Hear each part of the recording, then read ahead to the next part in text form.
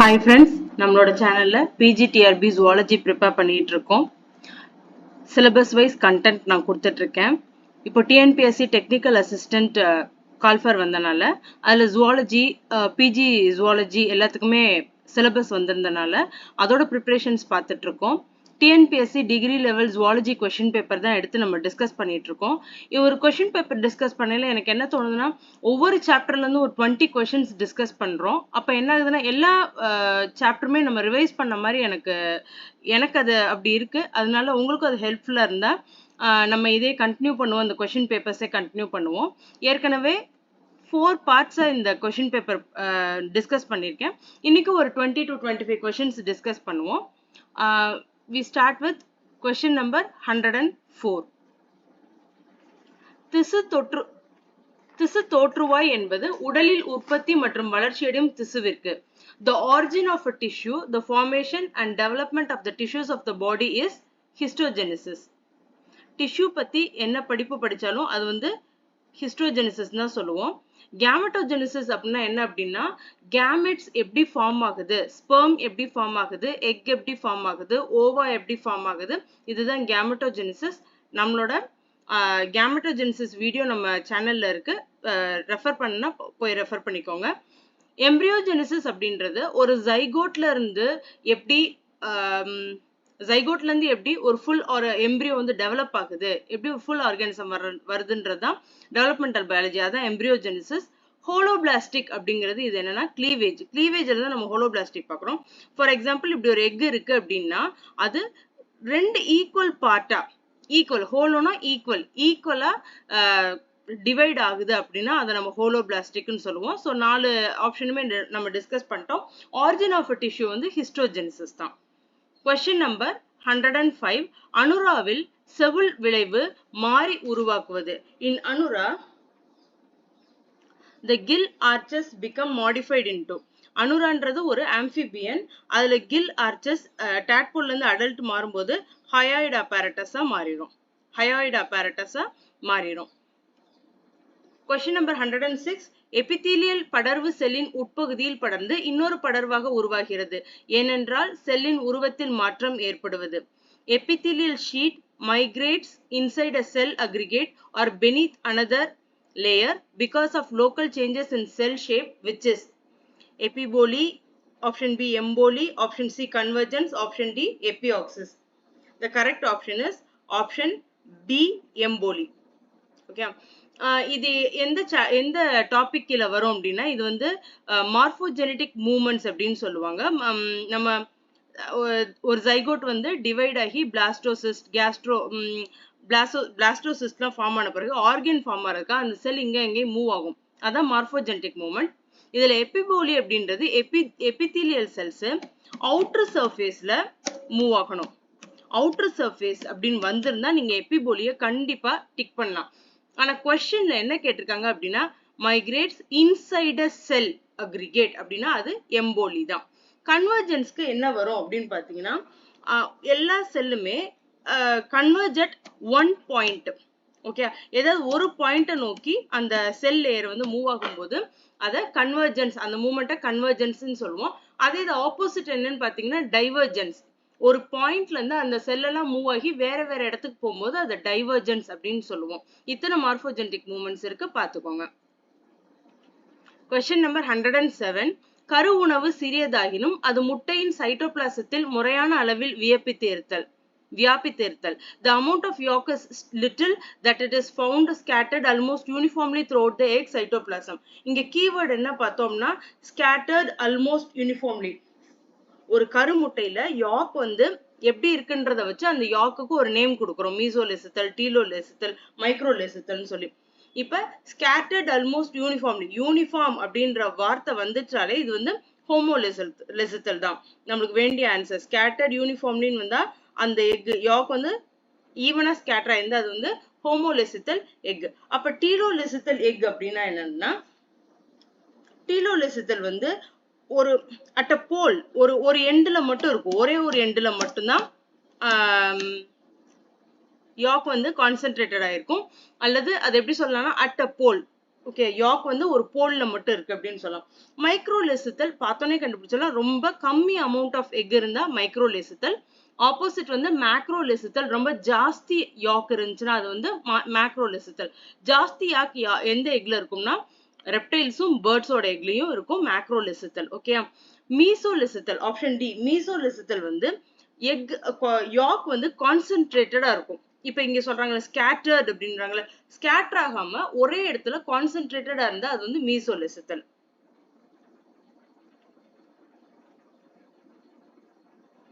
மைக்ரோலெசித்தலுக்கு example வந்து ரொம்ப கம்மி யாக் இருக்கிறது வந்து மேமல்ஸோட எக் சொல்லலாம்.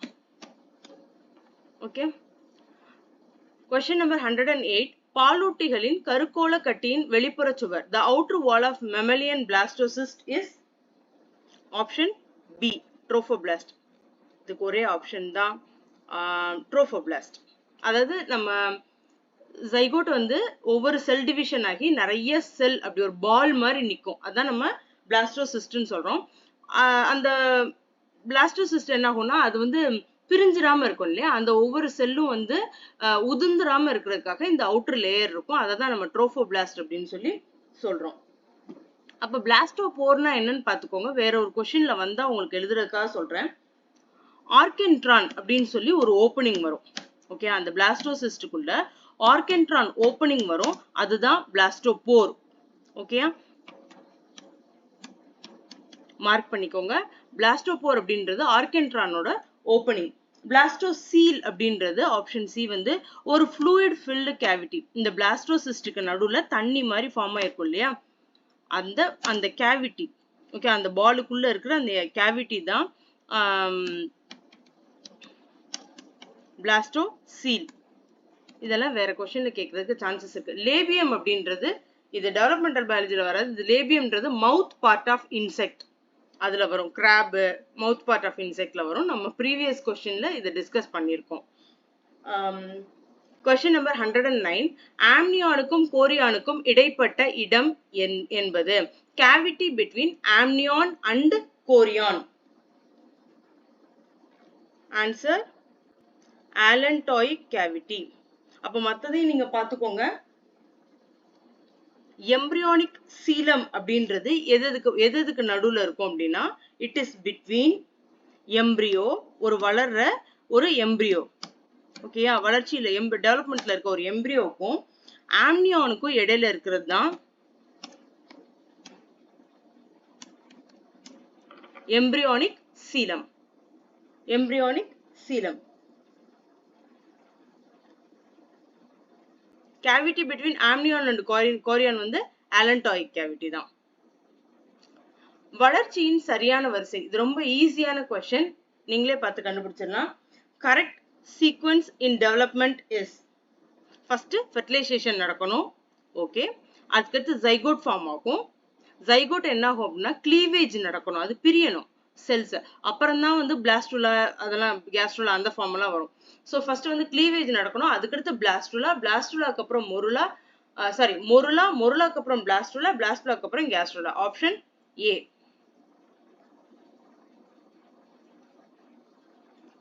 Question number 111. முதுகெலும்புகளில் எந்த திசுவில் இழப்பு மீட்டல் காணப்படுகிறது? In the vertebrates, which of the following tissues shows power of regeneration? liver tissue. Liver cut பண்ணாலும் நம்ம நெகம் மாதிரி திரும்ப அது வளர்ந்துக்கிறதுக்குரிய கெப்பாசிட்டி அதுகிட்ட இருக்கு. பிரெயின் டிஷ்யூ, மசில் டிஷ்யூலாம் ரீஜெனரேட் ஆகாது. Question number 112. கீழ்கண்டவற்றுள் எது ஆர்கனைசர்? கீழ்கண்டவற்றுள் எது ஆர்கனைசர்னா இதுக்கு எனக்குமே இந்த கொஸ்டின் வந்து கொஞ்சம் டவுட்டா தான் இருக்கு. பட் என்னோட நான் என்ன ஆன்சர் மார்க் பண்ணுவேன் அப்படின்னா விட்டமின் கே. விட்டமின் கே எதுல ஹெல்ப் பண்ணுது அப்படின்னா பிளட் கிளாட்டிங்ல ஹெல்ப் பண்ணுது. பிளட் கிளாட்டிங்ன்றது ஒரு கெமிக்கல் 2 கெமிக்கல் வச்சு நடக்காது. நிறைய series of cascade of reaction சொல்லுவாங்க. ஸ்டெப் பை ஸ்டெப்பா ரியாக்ஷன் போயிட்டே இருக்கணும். அதை ஆர்கனைஸ் பண்றது விட்டமின் கே அப்படின்னு சொல்லி நான் ஆப்ஷன் சி டவுட் பண்றேன். வேற ஏதாவது ஆப்ஷன் கரெக்ட் அப்படின்னா நீங்க கமெண்ட்ல சொல்லுங்க. Question number 130. அக்ரோசோமின் வேலை எது? Function of the acrosome. அக்ரோசோம்ன்றது ஒரு ஸ்பெர்மோட ஹெட் பார்ட்ல, இப்போ ஒரு ஸ்பெர்ம் வந்து இப்படிதான் நம்ம வரைகிறோம் அப்படின்னா அதோட அந்த ஸ்பெர்மோட கால்கி பாடிஸ் வந்து இங்க அக்ரோசோம் ஃபார்ம் பண்ணியிருக்கும். ஓகேயா, அதோட ஹெட் பார்ட்ல இப்படி ஒரு அக்ரோசோம் ஃபார்ம் பண்ணியிருக்கும். இந்த ட்ரையாங்குலர் இருக்குல்ல, இந்த அக்ரோசோம் என்ன பண்ணுது அப்படின்னு கேக்குறாங்க. இது ஒரு எக்கை டச் பண்ணோடனே அந்த எக்கோட மெம்பரனை டிசால்வ் பண்ணுது. அதுக்குள்ள இது என்டர் ஆகணும் இல்லையா, எக்குக்குள்ள ஸ்பெர்ம் போறதுக்காக டு டிசால்வ் பண்ணுது எக் மெம்பரனை. டிசால்வ் பண்ண உடனே என்ன ஆகும்னா அக்ரோசோமல் டியூபுல் ஃபார்ம் ஆகும். இந்த எக்குக்கும் இந்த ஸ்பெர்முக்கும் ஒரு டியூப் ஃபார்ம் ஆகும். அந்த அக்ரோசோமல் டியூப் ஃபார்ம் ஆகும். அதுக்கப்புறம் அந்த டியூப் வழியா இந்த ஸ்பெர்ம் வந்து உள்ள பெனிட்ரேட் ஆகும். இது வந்து ஓவா, இது வந்து ஸ்பெர்ம் உள்ள பெனிட்ரேட் ஆகும். அப்ப இது என்ன பண்ணுது அப்படின்னா all of these function of acrosome என்ன அப்படின்னா to dissolve the egg membrane, to penetrate the egg, to form acrosomal tubule. மூணுமே. வாலில்லா விந்து செல் உள்ளது எது? Non flagellated sperm is seen in. ஒவ்வொரு ஸ்பெர்முக்குமே வந்து ஒரு டெயில் இருக்கும், ஒரு ஃபிளாஜெல்லா இருக்கும். எதுக்காக இருக்கு அப்படின்னா அது ஃபாஸ்டா மூவ் பண்றதுக்காக, மொட்டிலிட்டிக்காக. அதே இது நான் ஃபிளாஜெல்லேட்டட் ஸ்பெர்ம் எதுல இருக்கும் அப்படின்னு பாத்தீங்கன்னா இட் இஸ் கிராப். கிராப்ல கிராபோட ஸ்பெர்ம்ல ஃபிளாஜெல்லா கிடையாது. கீழ்கண்டவற்றுள் எது சரியாக பொருந்தியது? கீழ்கண்டவற்றுள் எது சரியாக பொருந்தியது அப்படின்னா ஆர்கென்ட்ரான் டீலாமினேஷன்.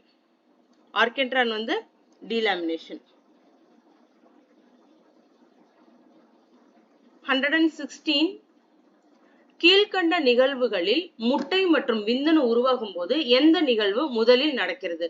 Which is the early step in the formation of both egg and sperm cells?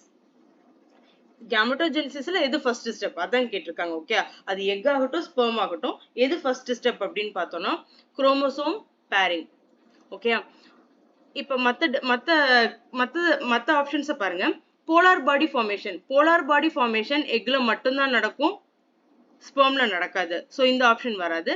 Option D yak accumulation, அதுவும் எக்ல மட்டும்தான் நடக்கும், ஸ்பெர்ம்ல நடக்காது. அதனால அந்த ஆப்ஷனும் வராது. Option C unequal division of cytoplasm கிடையாது. எல்லாத்துலயுமே ஈக்குவல் டிவிஷன் ஆஃப் சைட்டோபிளாசம் தான் நடந்துட்டு இருக்கு. போலார் பாடிஸ் ஃபார்ம் ஆகையில் லேட்டர் ஸ்டேஜ்ல எக்ல மட்டும் சைட்டோபிளாசம் வந்து அன்ஈக்குவலா டிவைட் ஆகும். அதாவது போலார் பாடிஸ்க்கு கம்மியான சைட்டோபிளாசம் போகும். ஸோ இது எதுவுமே வந்து வராது. ரெண்டுலயுமே நடக்குது என்ன, குரோமோசோம் பேரிங். அதாவது இப்ப நம்மளோட ஸ்கின் கலருக்கோ இல்ல ஒரு அல்லீல் இருக்கு அப்படின்னா அதோட சேம் அல்லீல் இருக்க குரோமோசோமோட ஃபர்ஸ்ட் பேர் ஆகும். எல்லா குரோமோசோமும் இப்படி பேர் ஆகி நிப்பாங்க. அதுக்கப்புறம் தான் அந்த செல்லு டிவைட் ஆகும். ஓகே, இது ஒரு ஸ்பெர்ம், அது ஒரு ஸ்பெர்மாவோ, இல்ல இது ஒரு இந்த குரோமோசோம்லாம் ஒரு ஸ்பெர்ம், அடுத்த குரோமோசோம் செட்லாம் ஒரு ஸ்பெர்மாவோ, இல்ல எக்கெல்லாம் வந்து தனித்தனியாவோ பிரிவாங்க. ஸோ ஃபர்ஸ்ட் நடக்கிறது குரோமோசோம் பேரிங் தான். அதுக்கப்புறம் தான் செல் டிவிஷன். கொஸ்டின் நம்பர் 117 முட்டை கருவுற்றவுடன் ஏற்படும் கார்டிகல் விளைவுகளால் முதலில் உருவாவது எது? During fertilization, cortical reaction leads to the formation of D. Fertilization membrane. Fertilization ஆகும்போது கார்டிகல் ரியாக்ஷன்றது எக்கோட வெளிப்புற சுவர் இருக்கு இல்லையா, கார்டிக்ஸ், அது என்ன ஆகும் அப்படின்னா தன்னை சுத்தி ஒரு ஸ்ட்ராங் லேயரை உருவாக்கிக்கிறோம், ஒரு ஃபெர்டிலைசேஷன் மெம்பரனை உருவாக்கிக்கிறோம். ஏன் அப்படின்னா வேற ஒரு ஸ்பெர்ம் உள்ள வந்துடாம இருக்கிறதுக்கு, to avoid polyspermy. Fertilization membrane ஏன் உருவாக்கிக்குது அப்படின்னா அவாய்ட் பாலிஸ்பெர்மி. ஒரு ஸ்பெர்மோட அது ஜாயின் ஆனாதான் 2n நம்பர் ஆஃப் குரோமோசோம்ஸ் வர முடியும். நிறைய ஸ்பெர்ம்ஸ் உள்ள வந்து ஃபெர்டிலைஸ் பண்ணா அது வந்து பாலிப்ளாய்டில அவாய்ட் பண்றதுக்காக, பாலிஸ்பெர்மியை அவாய்ட் பண்றதுக்காக ஃபெர்டிலைசேஷன் மெம்பரன் ஃபார்ம் ஆகுது.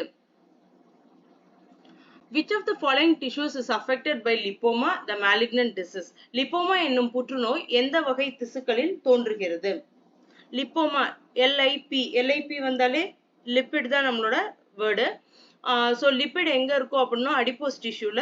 ஸோ லிப்போமான்றது கனெக்டட் வித் அடிப்போஸ் டிஷ்யூ. லிப்போமான்றது ஸ்கின்ல வர ஒரு கேன்சர், அது எக்ஸாக்ட்லி அடிப்போஸ் டிஷ்யூல வரும். Question number 119 மேல் சூழ் படர்தலை செய்கின்ற பகுதி. எபிபோலி is performed by ectoderm. இது நான் ஃபர்ஸ்டே சொல்லிட்டேன். அவுட்டர் லேயர்ல எக்டோடர்ம் மூவ் ஆகுறது வந்து எபிபோலி. ஓகே, இன்னர் லேயருக்கு போறது வந்து எம்போலி. இதுல இந்த எம்போலியில வந்து எக்டோடர்ம், எண்டோடர்ம், மீசோடர்ம் மூணுமே வந்து மூவ் ஆகும். ஓகே, எம்போலிக்கு all the 3 layers will move. ஆனா எபிபோலிக்கு எக்டோடெர்ம் மட்டும் மூவ் ஆனா போதும். 120 ஒரு மயக்கண்ணி இனப்பெருக்கம் எவ்வாறு நடைபெறுகிறது? Haploid parthenogenesis is termed as. Parthenogenesis video நம்மளோட சேனல்ல ஆல்ரெடி இருக்குல்ல, அதுல ஹாப்ளாய்ட் பார்த்தனோஜெனிசிஸ்னா அரனோடாக்கி, இதை நான் வந்து ப்ரீவியஸ் கொஸ்டின்ல வந்திருக்குன்னு சொல்லியே நான் அந்த வீடியோல பண்ணியிருக்கேன். பிஜிடிஆர்பிலையும் இந்த கொஸ்டின் வந்திருக்கு. ஸோ ஹாப்ளாய்ட் பார்த்தனோஜெனிசிஸ்னா அரனோடாக்கி. அப்ப டிப்ளாய்ட் பார்த்தனோஜெனிசிஸ்னு ஒன்று இருக்கும் இல்லையா, அந்த டிப்ளாய்ட் பார்த்தனோஜெனிசிஸ் தான் டெலிடாக்கி. ஓகே, இதுல வந்து செக்ஷுவல் ரீப்ரொடக்ஷன் நடக்காது. ஒரே ஒரு பேரண்ட்ல இருந்து ஆஃப்ஸ்பிரிங் வந்து வரும். ஆனா வந்து 2n நம்பர் ஆஃப் குரோமோசோம்ஸ் இருக்கும். அரனோடாக்கில அப்படி கிடையாது. Single n number of chromosome set இருந்தாலே அரனோடாக்கில வரும். Example male honey bee. Male honey bee வந்து example for arrhenotoky. Question number 121. கீழ்கண்டவற்றுள் எது சரியாக பொருந்துகிறது? எது சரியாக பொருந்துகிறது அப்படின்னா, இது வந்து என்ன கொடுத்திருக்காங்க அப்படின்னா, ஆஸ்பெர்ஜிலோசிஸ் டாக்ஸிலம். லெஃப்ட் சைடு வந்து டிசீஸ் கொடுத்திருக்காங்க, ரைட் சைடு வந்து காசிட்டிவ் ஏஜென்ட் கொடுத்திருக்காங்க, அந்த மைக்ரோ ஆர்கானிசம்ஸ் கொடுத்திருக்காங்க. ஸோ காக்சிடியோசிஸ் வந்து Eimeria is the correct option. I think developmental biology முடிச்சிட்டோம். 120வது கேள்வியோட டெவலப்மெண்டல் பயாலஜி முடிஞ்சிருச்சு. இப்போ 121ல we are starting with ecology, environmental biology ஆரம்பிச்சிருக்கோம். ஸோ இதுல கரெக்ட் ஆன்சர் வந்து காக்சிடியோசிஸ். மற்ற ஆன்சர்ஸ் வேணா பார்ப்போம். மலேரியா வந்து some malaria is caused by leucocytozoon. So malaria வந்து எது அஃபெக்ட் ஆகும்? டபிள்யூபிசி. டபிள்யூபிசினாலே லியூகோசைட் அந்த மாதிரி ஞாபகம் வச்சுக்கோங்க. ஆப்ஷன் ஏ ஆஸ்பெர்ஜிலோசிஸ் நம்மளுக்கு பார்த்தோன்னே கண்டுபிடிச்சிடலாம். நான் இப்படிதான் கண்டுபிடிச்சேன், ஆஸ்பெர்ஜிலோசிஸ் இப்படி வந்துருச்சு. ஸோ இதுல 3 ஆப்ஷனுமே இல்லை பாருங்க, இப்படிதான் நான் கண்டுபிடிச்சேன், ஆஸ்பெர்ஜிலோசிஸ் ஆஸ்பெர்ஜிலஸ். ஸோ ஆப்ஷன் ஏயும் கிடையாது, டியும் கிடையாது. பி வந்து லைகோசைட்டோசோம் வந்து மலேரியா, அதனால பியும் கிடையாது, சி தான் காக்சிடியோசிஸ் எய்மெரியா. பின்வரும் கூற்றுகளை கவனி. அதாவது 3 கூற்றுகளையுமே வாசிச்சு பார்ப்போம். எது சரியான கூற்றோ அதை மட்டும் நம்ம ஆப்ஷனை தேர்ந்தெடுக்க போறோம். Analyze the following statements. First statement, population density is defined as the number of individuals per unit area of environment. Correct. ரெண்டாவது, numerical density is defined as the number of individuals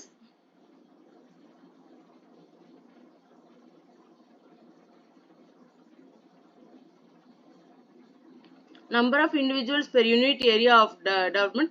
Number of individuals நம்ம என்ன வார்த்தையால சொல்லணும் அப்படின்னா பாப்புலேஷன்ன்ற வார்த்தையில தான் சொல்லணும். Okay, so இதுவும் தப்பு. Biomass density is defined as the mass of individuals per unit area. இது வந்து ஆக்சுவலா பயோமாஸ் டென்சிட்டி அப்படின்னா, இப்போ ஒரு இடத்துல மரங்கள் இருக்கு அப்படின்னா அந்த மரத்தோட மாஸ் என்ன, அந்த மரத்தோட வெயிட் என்ன, ஓகேயா, அதை நம்ம கணக்கிட்டாதான் அது பயோமாஸ் டென்சிட்டி. அது எவ்வளவு வெயிட், அதுல எவ்வளவு எனர்ஜி இருக்கு, அப்படி எவ்வளவு வெயிட் ஆஃப் எனர்ஜி இருக்கு, அதான் biomass density. So number of individuals, எத்தனை மரம் இருக்கு, 1 2, ஒரு 50 புளிய மரம் இருக்கு, 75 வேப்ப மரம் இருக்குன்னு நம்பர் ஆஃப் இண்டிவிஜுவல்ஸ் நம்ம கணக்கு பண்ணா அது வந்து population density. So 1 alone is correct. Question number 123. Dash என்பது சிறப்பினத்தின் இடையே வேதி தகவல் தொடர்பு பரிமாற்றத்திற்கு பயன்படுகிறது. Dash is a chemical message between members of a species. Pheromone. Insulin, estrogen, ப்ரொஜெஸ்ட்ரான்லாம் ஒரே ஒரு ஆர்கானிசம்குள்ள நடக்கிற ஹார்மோன்ஸ். ஃபெரமோன்ஸ் மட்டும் தான் ஒரு ஆர்கானிசம்க்கும் இன்னொரு ஆர்கானிசம்க்கும் ஆர்டர் மூலியமா ஒரு மெசேஜ் தெரிவிக்கிற ஒரு கெமிக்கல். Question number 124. நீர் மற்றும் சூழியல் தகவமைப்பின் வரிசை. நான் இது மீசோஃபைட்ஸ், ஹாலோஃபைட்ஸ், ஹைட்ரோஃபைட்ஸ், ஜெரோஃபைட்ஸ்னா என்னன்னு சொல்லிடுறேன். ஸோ என்ன ஆர்டர்ல வரும்னு சொல்லி நீங்க சொல்லுங்க. மீசோஃபைட்ஸ்ன்றது ஒரு மாடரேட் அமௌண்ட் ஆஃப் வாட்டர் இருந்தா அதுலயே வளர்ந்துரும். எனக்கு ரொம்ப தண்ணிலாம் வேண்டாம், மாடரேட் அமௌண்ட் ஆஃப் தண்ணி இருந்தாலே வளரக்கூடிய தாவரங்கள். ஹாலோஃபைட்ஸ்ன்றது சலைனிட்டி அதிகமா இருக்கிற வாட்டர்ல கூட வளரும். ஃபார் எக்ஸாம்பிள் மேங்க்ரூவ் ஃபாரஸ்ட், ஓஷன்லயே சில பிளான்ட் வளருது இல்லையா, அந்த சால்ட்டை ஃபுல்லா எடுத்துட்டு தண்ணியை மட்டும் சால்ட்டை ஃபுல்லா ஒதுக்கிட்டு தண்ணியை மட்டும் தன்னோட வளர்ச்சிக்கு எடுத்துக்கிறோம். மேங்க்ரோவ் ஃபாரஸ்ட் வந்து எக்ஸாம்பிள் ஃபார் ஹாலோஃபைட்ஸ். ஹைட்ரோஃபைட்ஸ் அப்படின்றது எல்லா அக்வாட்டிக் பிளான்ட்ஸுமே ஹைட்ரோஃபைட்ஸ் தான். லோட்டஸ், லில்லி அந்த மாதிரி எல்லா அக்வாட்டிக் பிளான்ட்ஸுமே ஹைட்ரோஃபைட்ஸ். ஜெரோஃபைட்ஸ் அப்படின்றது தண்ணியே தேவையில்லை, டெசர்ட்ல கூட வளர்ந்துரும். கேக்டஸ் இதெல்லாமே வந்து ஜெரோஃபைட்ஸ். இதை ஆர்டர் படுத்த சொல்றாங்க. ஸோ எனக்கு தெரிஞ்ச ஆர்டர் நான் சொல்லிடுறேன். Hydrophytes, halophytes, xerophytes, mesophytes. But இது எப்படி இருந்திருக்கணும் அப்படின்னு நான் நினைக்கிறேன்னு சொல்லிடுறேன். ஹைட்ரோஃபைட்ஸ், ஹாலோஃபைட்ஸ், மீசோஃபைட்ஸ் இங்கே வந்திருக்கணும். Moderate amount of water third பிளேஸ்ல வந்திருக்கணும். ஜெரோஃபைட்ஸ் வந்து கடைசியா வந்திருந்தால் இது இன்னும் கரெக்டான ஆர்டராக இருந்திருக்கும். அந்த ஆப்ஷன் இல்லாதனால நான் ஆப்ஷன் சி செலக்ட் பண்ணியிருக்கேன். Question number 125. டேஷ் என்பது நீர்நில தாவரம். Dash or amphibious plant. Amphibious plant பார்த்துக்கோங்க. இந்த ஃபர்ஸ்ட் கொஸ்டினை நான் ரெஃபரன்ஸ் காட்டுறேன். ஜெரோஃபைட்ஸ்னா டெசர்ட்ல வாழ்றது, ஸோ அது ஆம்பிபியஸ் கிடையாது. ஹைட்ரோஃபைட்ஸ் வாட்டர்ல வாழ்றது, அதுவும் ஆம்பிபியஸ் கிடையாது. ஆம்பிபியஸ்னா நீர்ல இருக்கணும், நிலத்துல இருக்கணும். ஹாலோஃபைட்ஸ் வந்து சலைன் வாட்டர்ல வாழ்றது, அதுவும் கிடையாது. டெனகோஃபைட்ஸ். டெனகோஃபைட்ஸ் வந்து ஆம்பிபியஸ் பிளான்ட்ஸ், அதாவது வெட் லேண்ட்லயும் வாழும், அதே நேரத்துல தண்ணிலையும் வாழும். தண்ணியில வந்து எப்ப வாழும்னா அதோட ஏர்லி ஸ்டேஜ்ல, அதோட சீட்ல இருந்து அது சின்ன ஒரு சின்ன ஸ்டேஜ்ல ஃபுல்லா இது தண்ணியில வாழும். அடல்ட் ஸ்டேஜ்ல பார்த்தோம்னா அது லேண்டுக்கு வந்துடும் அந்த பிளான்ட். அதான் tenagophytes. Option C is the correct answer. Question number 126. Dash என்பது அனைத்து கரைப்பான். ரொம்ப ரொம்ப school level question. Dash is known as the universal solvent. water is known as the universal solvent. universal solventன்றது அது ஒரு லிக்விட், அது பெரும்பான்மையான பொருட்களை வந்து கரைக்கக்கூடிய தன்மை இருக்கிறது. யூனிவர்சல் சால்வெண்ட் வந்து வாட்டர் தான். ஓகே. Question number 127. பட்டியல் 1ஐயும் பட்டியல் 2ஐயும் பொருத்தி கீழே கொடுக்கப்பட்டுள்ள குறியீடுகளை சரியான விடையை தேர்ந்தெடு. Match the following. Okay. So troposphere, exosphere, mesosphere, ionosphere, இதை நம்ம மேட்ச் தி ஃபாலோயிங் பண்ண போறோம். இதோட இது உங்களுக்கு தெரியுமான்னு தெரியல. ட்ரோபோஸ்பியர் வந்து ஃபர்ஸ்ட் லேயர், நம்மளுக்கு பக்கத்துல இருக்குது ட்ரோபோஸ்பியர். ட்ரோபோஸ்பியருக்கு அடுத்து இருக்கிற லேயர் என்னன்னு பாத்தீங்கன்னா ஸ்ட்ராட்டோஸ்பியர். தேர்ட் இருக்கிற லேயர் வந்து செகண்ட் வந்து ஸ்ட்ராட்டோஸ்பியர், தேர்ட் வந்து மீசோஸ்பியர், ஃபோர்த் வந்து தெர்மோஸ்பியர், ஃபிஃப்த் வந்து எக்ஸோஸ்பியரா. ஓகே. இப்ப சொல்லுவோம். நம்மளுக்கு பக்கத்துல இருக்குது அப்படின்னா ட்ரோபோஸ்பியர் 10 கிலோமீட்டர்ல இருக்கணும். ஓகேயா. எக்ஸோஸ்பியர் விட்டுருவோம். தேர்ட் என்னது மீசோஸ்பியர், அதுக்கும் கொஞ்சம் தள்ளி 40 கிலோமீட்டர்ல இருக்குது. ஓகேயா. அதுக்கடுத்து தான் வர்றது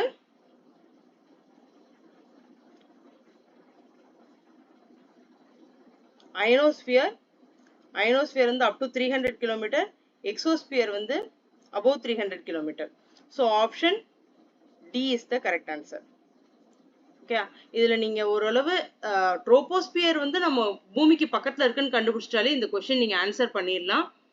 இதோட ஆர்டர் ஞாபகம் வச்சுக்கோங்க. ட்ரோபோஸ்பியருக்கு அடுத்து ஸ்ட்ராட்டோஸ்பியருக்கு அடுத்து மீசோஸ்க்கு அடுத்து தெர்மோக்கு அடுத்து எக்ஸோஸ்பியர். கடைசியில இருக்கதான் ரொம்ப உயரமா இருக்கதான் எக்ஸோஸ்பியர். தேங்க்யூ.